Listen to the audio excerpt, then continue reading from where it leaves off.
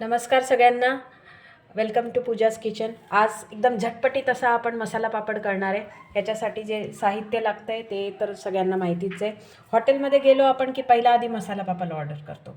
ह्याच्यासाठी मी रोस्टेड पापड घेतलेला आहे, कारण आय जस्ट प्रिफर दॅट की ऑइल थोडंसं कमी वापरलं. तर हा एक रोस्टेड पापड घेतला आहे.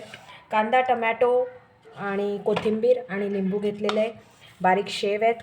थोडंसं तिखट लागेल आपल्याला. चाट मसाला आहे आणि काळं मीठ आहे.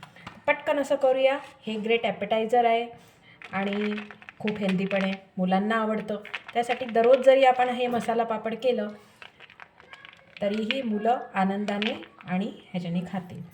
तर हा एक आपले टमॅटो टाकले आपण आता. त्याच्यानंतर थोडीशी कोशिंबीर टाकायची याच्यावरती.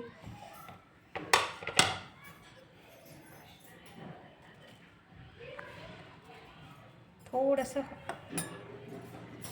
तिखट, थोडंसं काळं मीठ टाकते मी याच्यावरती, ज्याच्याकडून थोडीशी चव येईल छान. आणि चाट मसाला, एक चाट मसाल्याने एक वेगळीच चव येते, तो पण आपण टाकलेला आहे. वरतून मस्तपैकी आपण शेव टाकूया. आय एम शुअर सगळ्यांना आवडेल. घरी करून बघा.